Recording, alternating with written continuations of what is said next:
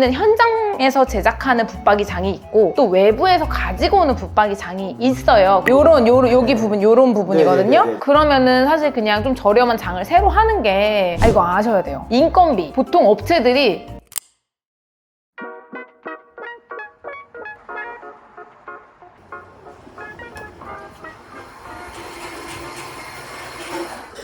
안녕하세요. 안녕하세요. 커피 한 잔. 네, 좋습니다. 네. 오늘은 붙박이장 여쭤보려고 왔어요. 붙박이장도 종류도 많고 고민해야 될 사항이 많더라고요. 오늘 노하우 한번 팍팍 풀어주세요. 알겠습니다. 붙박이장을 되게 잘 해놓은 집을 보면은 와, 이거 너무 멋있고 너무 깔끔하고 너무 실용적이다 이렇게 보이는데 막상 내가 하려고 하면은 너무 막연해서, 근데 또 심지어 붙박이장 할 일이 살면서 엄청 많이 있진 않잖아요. 그쵸. 이런 걸 많이 해보신 코나님께서 꿀팁 좀 팍팍 알려주세요. 알겠습니다. 보시는 분들 중에서 좀 헷갈릴 수도 있으니까 붙박이장이 도대체 뭐예요? 뭐 여러 가지 정의들이 있겠지만 붙어있는 가구를 말한다라고 생각을 해요. 벽에 이렇게 딱 맞게 붙어있는 가구를 붙박이장이라고 하고, 우리가 흔히 아는 붙박이장은 옷장이 일단은 가장 첫 번째로 생각이 날 거고, 두 번째로는 거실에 이제 월플렉스라고 해서 TV도 놓고 뭐 수납장도 놓고 책장도 같이 되어 있는 그런 것도 붙박이장의 일부라고 보실 수 있고, 그리고 신발장도 마찬가지로 맞네. 붙박이장, 그리고 책장인데 그냥 떨렁 이렇게 서 있는 책장은 아니고 벽에 딱 맞게 꽉 짜져 있는 책장, 뭐 이런 것들이 다 붙박이장이라고 볼 수 있어요. 이 붙박이장이랑 일반 그냥 가구랑 장단점이 어떻게 차이가 날까요? 붙박이장은 보통은 벽 끝에서 끝까지, 그리고 바닥에서 천장 끝까지 꽉 맞게 설치를 하기 때문에 그만큼 수납 공간이 있는 거죠. 그리고 또 한 가지의 장점은 비어있는 곳이 양옆에 없다 보니까 먼지가 끼는 것을 방지할 수가 있어요. 되게 많이 넓으면 걸레질도 쉽게 하고 청소기도 넣는데, 약간 애매하게 청소기, 걸레도 안 들어가는 애매한 곳은 거의 이사할 때 청소해서 이사를 나갈 때 거기가 이제 다른 색깔로 아예 변해 있잖아요.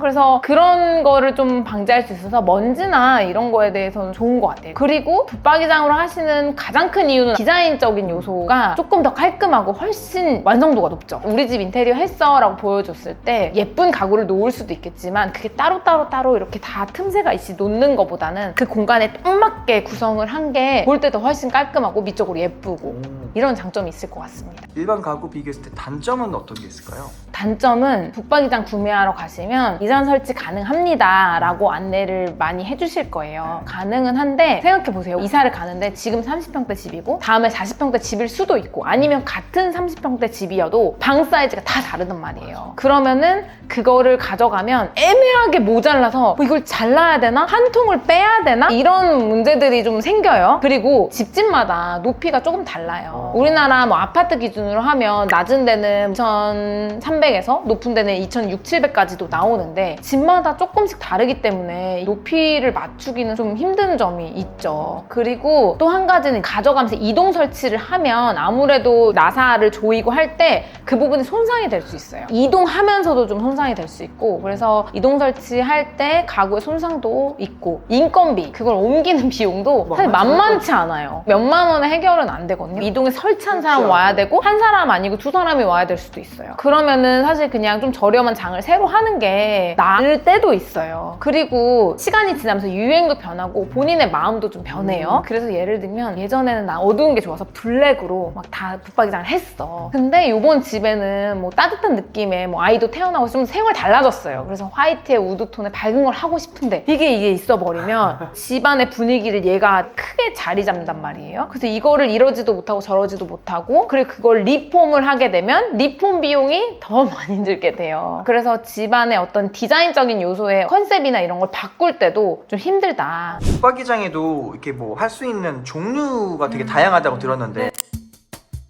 일단 붙박이장 하면은 뭐가 있겠어요? 옷장이 아마 가장 많이 생각날 거고, 그 다음에 신발장, 그 다음에 책을 넣거나 하는 책장이 있을 거고요. 그리고 또 아이들 방에 예쁘게 침대 같은 걸 짜면서 책장도 같이 짜서 하는 그런 것들도 있거든요. 그런 것들도 다 그냥 붙박이장의 일부이고, 벤치 의자 같은 거 짜잖아요. 그것도 저희는 붙박이장이라고 불러요. 그리고 또 저희는 현장에서 제작하는 붙박이장이 있고 또 외부에서 가지고 오는 붙박이장이 있어요. 근데 구독자 구독자들이 이야기하는 붙박이장은 외부에서 사이즈 딱 맞춰가지고 조립식으로 가지고 오는 거를 붙박이장이라고 생각을 하실 거고, 그렇게 생각하셔도 무관하세요. 이 붙박이장 종류도 다양한데 이거 막 설치하고 하다 보면 단위에 대해서 또 알아야 된다고 하더라고요. 아, 이거 아셔야 돼요. 붙박이장 주문할 때 보통 업체들이 몇 자, 그리고 인터넷 들어가도 몇 자당 얼마 막 이렇게 써 있을 거예요. 한 자는 30cm를 말해요. 그래서 만약에 10자다 그러면 3m 그 정도가 이제 10자인 거고, 그래서 이거를 자당으로 계산할 때 그냥 한 자를 업체가 더 말할 수도 있잖아요. 아, 이게 잘못 계산해, 뭐 그럴 수도 있고, 본인이 뭐 10자인데 11자예요 이렇게 말할 수도 있으니까 한 자에 30cm다 라고 생각을 하시고 전체 길이를 일단 재는 거예요. 그거를 30으로 나누면 되겠죠. 그러면 이제 몇 자가 나오는지 하는 거고, 또 한 가지 설명드리면 애매하게 딱 자로 안 떨어져요, 집이. 뭐 3m인데 10cm가 조금 더 된다거나 15cm가 더 된다거나 하거든요. 이게 15가 넘어서 20으로 간다? 그럼 반올림 해가지고 보통 업체들이 그 한 자를 더 더해요. 부자 그냥. 네, 해서. 맞아요. 아, 이런 것도 알아두면 소통하는데 훨씬 좋겠네요. 맞아요. 근데 만약에 한 자인데 막 5cm 넘었는데 업체가 두 자 비용을 다 받는다? 그럼 얘기할 수는 있죠. 근데 좀 많이 넘어가면 다 반올림 해가지고 어쩔 수 없이 자재 로스가 발생하기 때문에 두 자로 가는 경우가 있어요. 잘 모르시면 그냥 총 사이즈를 재서 업체한테 드리면 돼요. 보통 업체에서 견적서 주실 때도 자당 얼마 이렇게 써 있을 거예요. 되게 애매한 수치인데 업체는 한 자 더 늘리는 걸 좀 권유하고 나는 좀 아끼고 싶어. 근데 이런 거에 기준이 있을 거 아니에요? 저는 개인적으로 어떻게 계산을 하냐면, 이제 붙박이장이 도어로 딱 맞게 할 수도 있겠지만 옆에 약간 저희끼리 부르는 용어 날개라고 해가지고 뭐 EP라고 부르기도 하고, 뭐 날개 마감재 요런 여기 부분 요런 부분이거든요. 근데 예를 들면 제가 보기엔 한 4, 5cm 돼 보여요, 이 사진에서. 이 정도면 날개로 어느 정도 커버가 되는데, 이게 만약에 한 10cm다 15cm다 이래도 커버가 돼요. 근데 이게 한 15, 20 이렇게 되면 이만큼 두꺼워지잖아요. 그럴 거면 다시 계산해서 문짝을 다시 재구성을 해가지고 그냥 한 자로 더 들어가는 게 보기에도 훨씬 낫죠. 또 이런 거 잘 모르면 네. 아끼려는 생각에 너무 이제 집중이 돼버리면 네. 아, 저기 혹시 돈 더 받으려고 오히려 더 오버해서 알려주는 거 아니야? 이럴 수 있는데 사실 그게 아니고, 그런 애매한 상황에서는 아예 설계를 한 자 여유롭게 해가지고 짜는 게 더 깔끔하다. 맞아요. 근데 붙박이장을 딱 하려고 왔어. 내 친구야 아니면 뭐 가족이야, 이것만큼은 알고 가자. 그러면 진짜 절대 손해 안 본다. 이런 꿀팁들 좀 하나 알려주세요. 한 4가지 정도로 정리하자면, 첫 번째는 용도, 여기에 뭘 넣을 것인지에 대한 용도 일단 이렇게 있을 거고, 두 번째는 예산, 세 번째로는 디자인이라고 하는데 문짝, 그러니까 겉에서 볼 때 문짝의 컬러나 종류, 그리고 네 번째는 제가 이걸 네 번째로 넣어서 안 중요하다고 생각하시면 안 돼요. 네 번째는 속 구성이거든요. 속 구성을 어떻게 할지, 그리고 저희가 부르는 속통 자재, 재질, 이렇게 4가지로 꼽을 수 있을 것 같아요. 와, 이거 순서대로 들으면 뭔가 큰 청사진이 그려질 것 같아요. 네, 한번 본격적으로 가볼까요? 용도를 내가 옷장으로 할 것이냐, 신발장으로 할 것이냐, 아니면 옷장과 신발장을 겸용으로 할 수도 있잖아요. 겸으로 할 것이냐, 아니면 수납장을 할 거냐, 그 수납장에서도 뭐 자질구리한 어떤 짐들을 넣어야 돼서 뭐 서랍이 들어가는 건지, 아니면 책을 많이 넣는 책장이 될 건지, 아니면 애기들 방에 장난감을 많이 넣을 건지, 이런 거에 대한 용도. 어떤 분들은 간과할 것 같거든요. 일단 해놓고 뭐 필요하면 넣지. 그러다 보면 나중에 정리를 하잖아요. 본인이 가지고 계신 물건이 뭐가 많은지를 일단 파악을 하는 게 용도에 대한 첫 번째 할 일이에요. 예를 들면 옷장이에요. 그러면 나는 상의 위주로 짧은 자켓이 많은지 롱 자켓, 롱 코트가 많은지를 저는 일단 먼저 파악을 하라고 말씀을 드려요. 나를 파악해서 용도를 캐치하는 게 되게 중요하네요. 맞아요. 그게 첫 번째, 특히 옷장에서. 그래서 제가 항상 말씀드려요. 지금 살고 있는 집에 또는 옷장 가서 쫙 보시라. 그래서 롱코트가 몇 개 정도 되는지 꼭 파악해서 달라라고 말씀을 드리거든요. 정말 파악을 해서 주시는지는 잘 모르겠어요. 그냥 대략 말씀하실 수도 있는데 사실 그 부분 진짜 굉장히 중요해요. 이제 딱 실제 작업을 하고 사람들이 살면서 느끼는 후기들을 들어봤을 때 왜 중요한 것 같아요? 제가 저희 집을 해봤잖아요. 롱코트를 예전 집에는 고려를 안 했어요. 왜 안 했냐? 그냥 수납이 나는 무조건 많이 하는 게 좋다라고 생각해서 롱코트를 전혀 고려하지 않고 해봤더니 롱이 다 이렇게 구겨져가지고 나올 때마다 롱코트면 약간 차려입는 코트가 많잖아요. 아, 좀 창피해지는 거예요. 날씨가 안 살아요, 정말. 그래서 이거는 수납에만 너무나 과하게 집중해서 하면은 나중에 옷이 망가질 수 있겠구나. 이거를 제가 알았어요. 그러면 이거는 롱코트에 대한 하나의 예시라면 이것뿐만 아니고 그냥 내가 용도를 맞춰서 하지 않으면 맞아요. 뭐 예를 들면 청소기를 붙박이를 나는 수납장 안에 둘 예정이었어요. 그러면 그거를 꼭 말을 해야 돼요. 왜냐하면 청소기 요즘 긴 손잡이용 청소기 길잖아요. 맞아요. 근데 그게 물론 선반이 빠지면 상관없겠지만 고정형도 있거든요.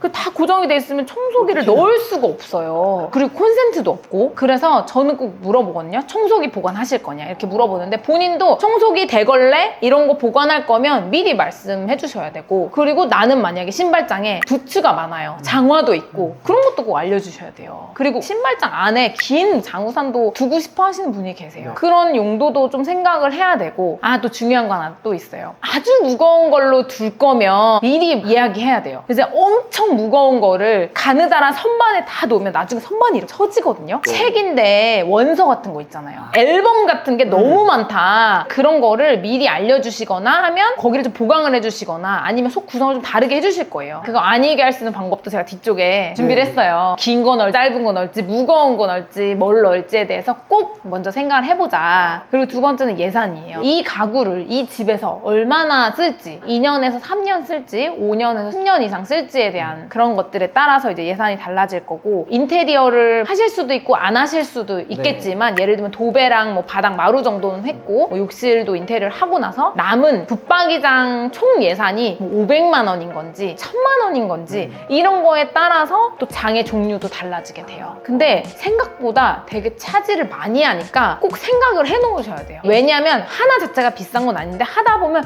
이 방에도 수납장, 저 방에도 수납장, 청소기장, 창고장, 싱크대 뭐 하다 보면은 진짜 많이 들어가거든요. 그럼 뭐 이거를 하는 건 개인 취향이겠지만 호나님이 봤을 때 그동안 해왔던 분들 보면은 붙박이장에 어느 정도 비중으로 투자하시는 것 같아요? 제 생각에는 반도 넘게 투자하시는 분도 많이 봤어요. 극단적이잖아. 너무 극단적인가요? 아니 근데 하다 보면 왜 이렇게 되냐면 이사를 여러 번 다니시는 분은 더 많이 하시는 것 같아요. 처음에 하시는 분은 그냥 벽만 예쁘게 하고 가구 사면 되지 이런 마음이세요. 오히려 좀 주부나 아니면 이사를 한 10번 다녔다 많이 다녔다 하시는 분은 오히려 붙박이장을 안 함으로써의 정리가 안 되는 걸 아시는 것 같아요. 이거를 제대로 해야 내 삶이 편해진다는 그래서 거를. 오는 목적이 저는 붙박이장 진짜 많이 할 거고요. 붙박이장에 다 넣을 거예요. 다 안 보이게 해주세요. 그래서 가구 견적이 막 5천만 원. 막 이렇게 돼요. 정말이에요. 그걸 맘먹고 오시는 분이 꽤 많으세요. 그럼 예산도 결국엔 주관적으로 내가 붙박이장을 얼마나 활용하고 싶은지에 따라서 갈릴 수 있는 거죠? 갈릴 수 있겠죠. 되게 주관적인 만큼 또 어떤 면에서는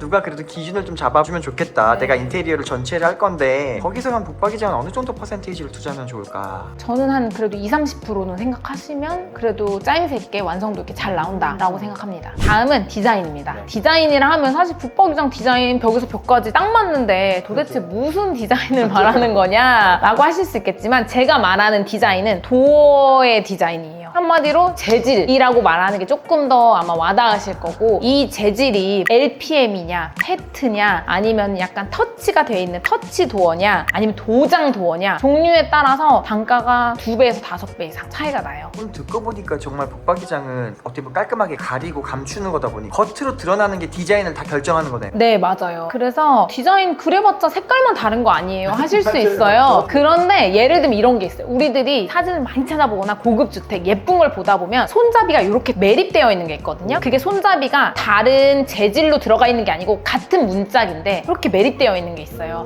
그거는 도장 도어만 할 수 있는 일이에요. 이런 거요.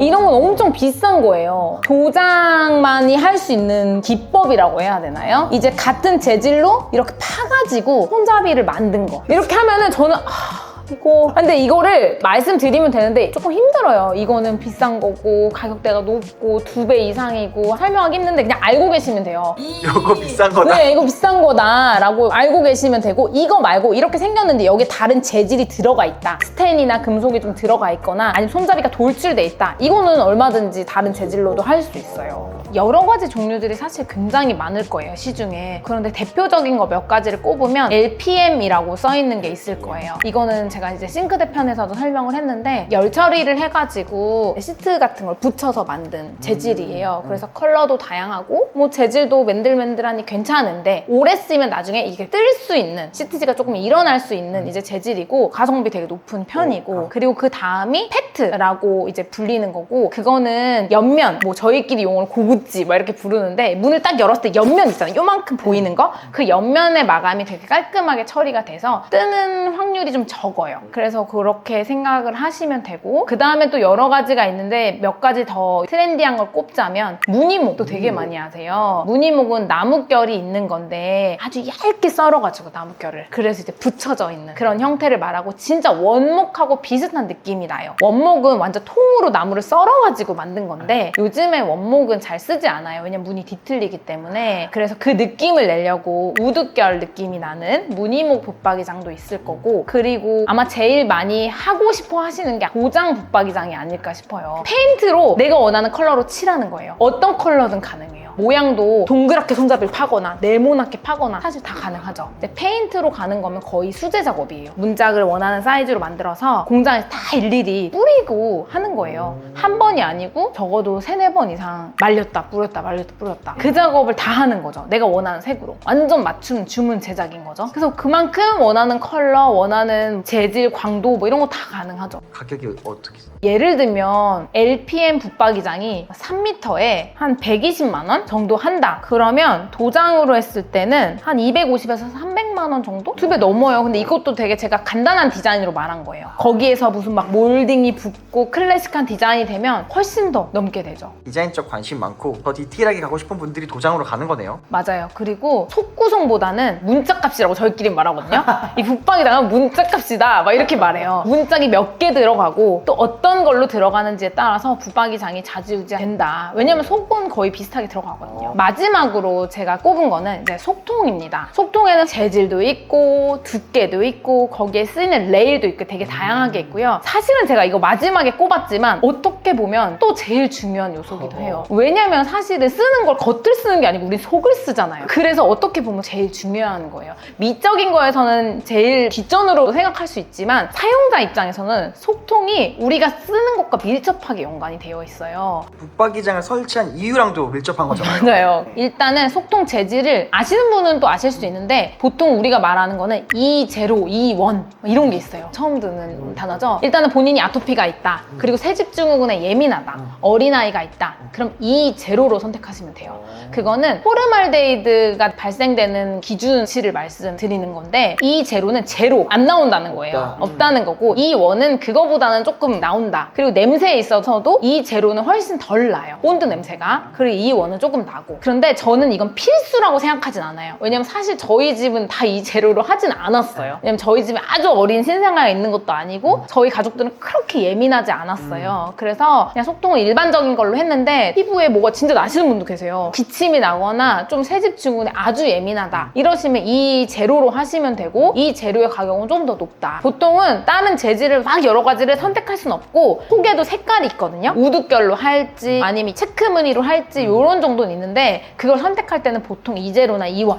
정도로 선택을 합니다. 선반 두께는 뭘 기준으로 좀 이렇게? 선반 두께는 기본이 보통 15T예요. 15T라 하면 1.5cm. 보통은 이제 T수를 이제 말하는데 15T일 경우에는 휨 현상이 있을 수 있어요. 그런데 일반적인 간단한 거를 수납할 때는 전혀 문제가 되지 않아요. 그런데 내가 무거운 책을 넣는다거나 아니면 주방에서 또 냄비 같은 거 막 무거운 거를 놓는다거나 평소에 그냥 주의하지 않고 나는 막 쓰겠다. 그러면 이제 좀 두꺼운 걸로 가시는 거를 추천을 드리는데 그러다 보면 가격대가 좀 상승이 될 수가 있죠. 다른 방법으로는 휨 방지 부속이 있어요. 어떻게 생긴 거냐면 이렇게 생긴 거거든요. 이 앞쪽에 은색 보이시죠? 네. 이런 거를 달아주는 거예요. 이렇게 휘는 거를 막을 수 있어요. 이게 보면 15T, 18T, 30T, 뭐 36T 다 나와요. 비싸요? 별로 안 비싸요. 업체에서 요청해서 하시는 경우가 제일 많고요. 근데 만약에 나는 그렇게까지는 안 하고 좀 비용 절감 위해서 책을 놓는 선반에만 몇 개만 하고 싶다. 그럼 이거 그냥 셀프로 사셔서 하셔도 돼요. 꿀팁이네요. 네. 이거 뭐라고 해야 돼요? 휨 방지 부속, 선반 휨 방지 선반 부속이라고 부속. 찾아보시면 휨 방지 찬넬 이렇게 나올 거거든요. 서랍 레일은 블룸 레일 같은 거 하면 되게 가격대가 엄청 높잖아요. 하나에 적어도 5만 원에서 몇십만 원대까지 이렇게 높은데 그거는 이제 개인의 선택이신 거예요. 프리미엄으로 가고 싶고 10년 이상 쓸 거고 엄청 튼튼해야 되고 라고 하시면 조금 좋은 레일로 가시는 거고, 그게 아니고 어느 정도 가성비 좀 높게 하면 된다라고 하시면 일반적인 서랍 레일로 하시면 되는데 서랍의 개수나 사이즈는 선택 가능하세요. 접어놓는 옷이 많고 속옷도 많고 거는 거보단 접는 걸 선호한다 하시면 서랍을 많이 넣으실 수 있어요. 다만 여기서 그냥 개인적으로 드리고 싶은 팁은 너무 욕심내서요. 눈높이보다 높은데 서랍하잖아요? 절대 못 써요. 서 있어요. 이렇게 서 있는데 내 눈높이보다 높으면 열어요? 안 보여요, 물건이. 아 뭐가 있는지도 안 그래서 너무 욕심내면 안 돼요. 그냥 고객이 나 높게 해주세요. 그냥 많이 할 거서 그냥 많이 했어요, 저도 예전에. 근데 맨 마지막 거는 보이질 않는데요? 그럼 또 이제 고객은 그래 이거 괜히 했어요. 빼주세요. 이런 경우가 있잖아요. 본인의 눈높이보다는 낮아야 된다. 보통 서랍은 위에 안 있고 아래에 있는 이유가 다 그런 이유예요. 약간 서랍 레일 같은 거는 그거의 퀄리티에 대해서 생각을 해보지 못했을 거예요. 네. 가격에 따라서 퀄리티 정도가 좀 다를까요? 고장이 일단 덜해요. 레일을 사실 우리가 막 아끼면 써야지? 이렇게 안 하잖아요.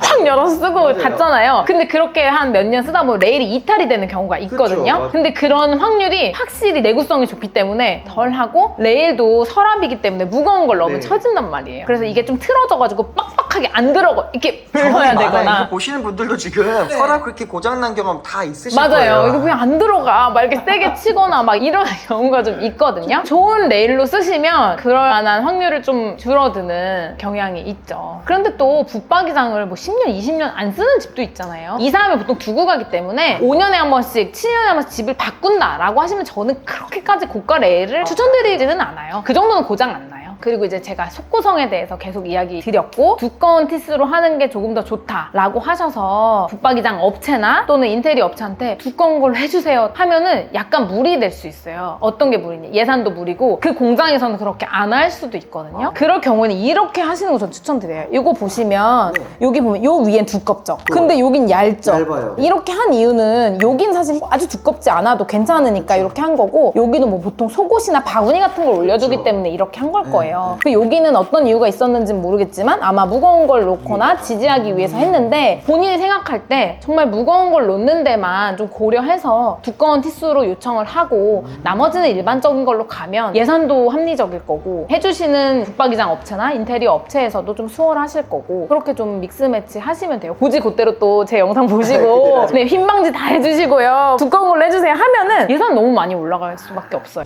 돌아 첫 번째 용도. 내가 뭘 갖고 있고 어떻게 활용할지를 명확히 파악해야. 제발 파악을 하시고 요청을 제가 항상 말씀드려요. 집에 뭐 있는지 가서서 꼼꼼하게 보시고 알려달라라고 말씀을 드리고 이건 제가 이사하면서 느낀 산 경험이에요. 대충 바쁘다고 그냥 아무렇게나 해주세요 했다가 옷을 정리하는데 다 구겨지고 넣을 데가 없고 가방은 막 팽개쳐 있고 이렇게 되거든요. 처음에 내 목적을 아는 게 되게 중요하네요. 나를 알아야 합니다.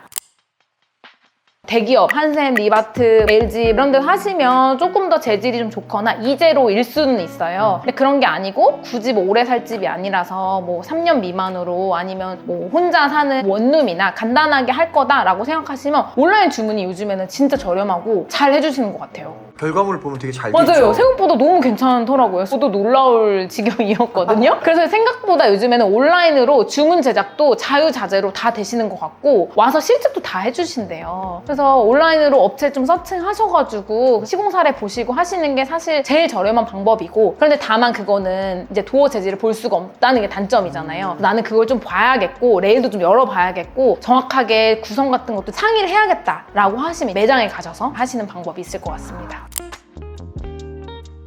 붙박이장이 하다 보면 인테리어의 거의 마지막 분야예요. 사실 정해놓는 건 처음부터 계획을 짜서 넣어야겠지만 공정을 짤 때도 마지막에 가구를 넣는 거고 사람들이 인식할 때도 인테리어 다 끝나고 가구 계획하면 되지 이렇게 생각을 하셔서 보통 이제 마지막 부분이라 예산이 그렇게 넉넉하지는 않아요. 그래서 제 생각에는 물론 붙박이장만 하는 집은 더 좋게 하실 수도 있겠지만 인테리어랑 좀 겸해서 하시는 집은 예산이 넉넉치 않기 때문에 너무 무리하게 통도 과하게 겉에 재질도 다 도장 이렇게 하는 건 저는 개인적으로는 추천하지는 않아요. 왜냐면 붙박이장 하는 이유가 수납이 목적이잖아요. 그런데 옷장이나 문이 없는 시스템장 같은 거 보시면 아무리 예쁘게 해놔도 그냥 막 옷을 이제 걸어 놓게 되잖아요. 그러다 보면 아무리 좋은 수입 시스템 가구를 해놓은들 저는 개인적으로는 옷만 보이지 수납장이 그렇게 잘 보이지는 않더라고요. 그래서 어떻게 보면 아까울 때가 있어요. 내가 저 붙박이장 저렇게 예쁘게 해드렸는데 막 옷이 걸려 걸려있고 속상할 때가 있는데 생각해보면 붙박이장의 목적은 수납이에요. 그거를 예쁘게 하려고 다른 데다 막 쑤셔놓고 거기는 막 전시만 해놓고 물론 그런 부분도 있겠지만 이 붙박이장이나 시스템 가구 여러 가지 수납 가구의 목적은 수납이다. 그러니까 제 개인적으로는 너무나 미적인 걸 강조하기보다는 그 안에 속구성이 더 중요하고 또 다 채우면 많이 안 보이니까 본인의 좀 예산에 맞게 너무 무리하지 않는 선에서 하는 걸 추천을 드린다. 이게 제가 하고 싶은 이야기입니다.